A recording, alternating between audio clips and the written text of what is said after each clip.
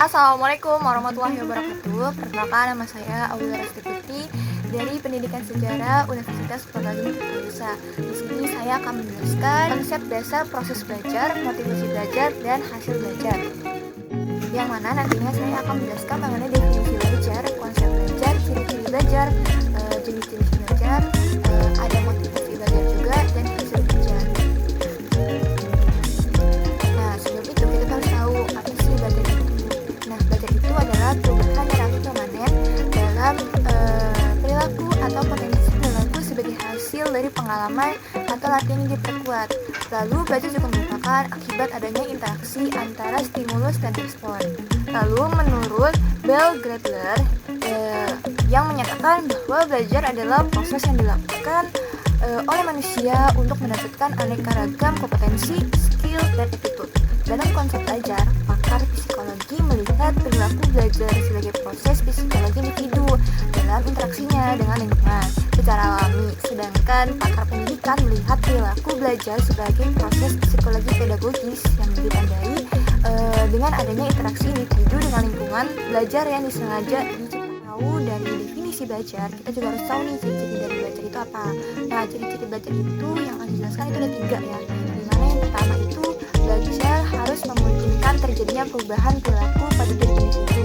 Di sini maksudnya dengan kita belajar itu harus ada menghasilkan sebuah pengetahuan lain. Misalkan kita nggak tahu nih cara ngerjain soal matematika ini. Nah, jadi kita cari tahu tuh. Nah, setelah kita cari tahu, nah kita berarti udah tahu nih gimana cara ngerjain soal matematika itu. Nah, yang kedua itu ada perubahan, itu harus merupakan buah dari pengalaman. Jadi sama seperti tadi ya, jadi kita misalkan nggak tahu nih cara ngerjain soal matematika ini kayak gimana, kita bingung dong. Akhirnya tuh kita cari nih dari buku, dari internet. Nah, setelah kita pahami, kita masih nggak ngerti nih, akhirnya kita coba cari tanya lagi ke guru atau ke teman yang mungkin ngerti nih soal dari matematika ini.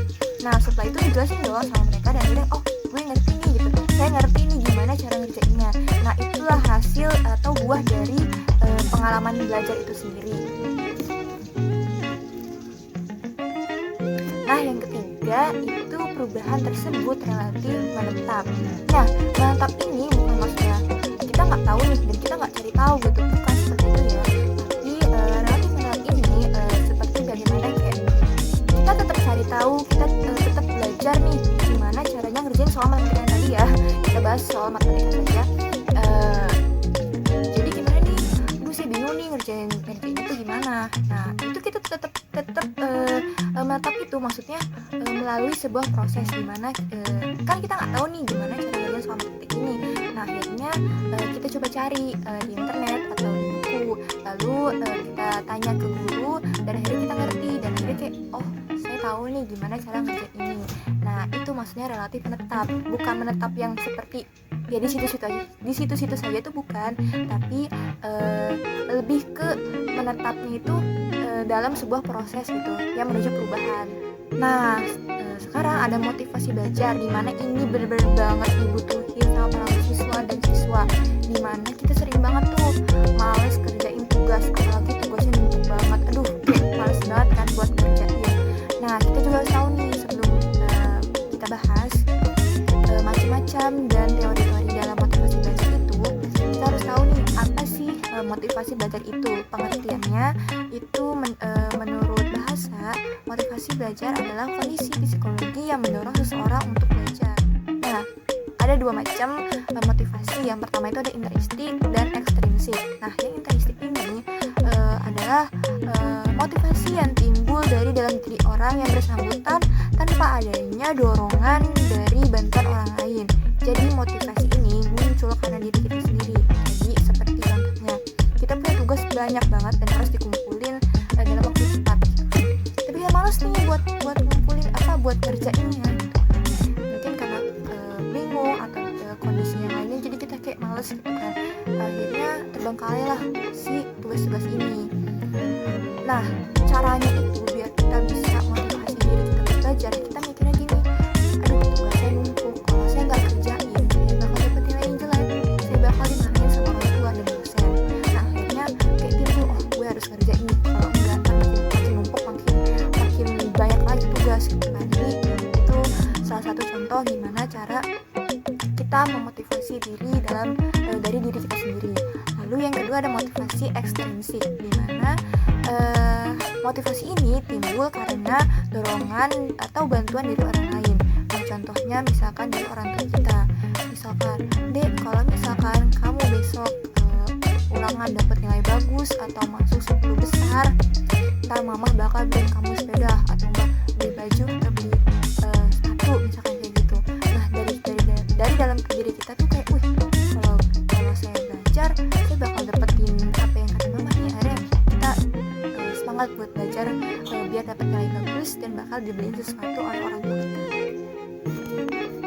Nah, setelah kita membahas mengenai konsep belajar, macam-macam belajar, lalu juga motivasi belajar, ini hasil belajar, dimana hasil belajar ini hasil yang diberikan kepada siswa berupa penilaian setelah mengikuti proses pembelajaran dengan menilai pengetahuan, sikap, keterampilan pada diri siswa dengan adanya perubahan tingkah laku.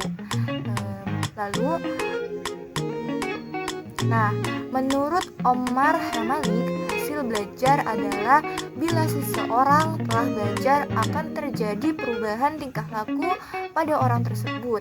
Jadi karena kita telah melalui proses belajar nih, yang tadinya nggak tahu jadi tahu, yang tadinya anak ini nakal, terus akhirnya berubah sikap jadi lebih baik lagi. Nah, inilah ini maksud dengan hasil belajar, di mana adanya perubahan dalam diri seorang siswa tersebut, yang perubahan tersebut dari yang buruk ke yang lebih baik. Lalu menurut Nana Sujana, hasil belajar merupakan suatu kompetisi atau kecakapan yang dapat dicapai oleh siswa setelah melalui kegiatan pembelajaran yang dirancang dan dilaksanakan oleh guru di suatu sekolah dan kelas tertentu. Jadi itu aja yang bisa saya sampaikan. Terima kasih, kurang lebihnya mohon maaf. Wassalamualaikum warahmatullahi wabarakatuh.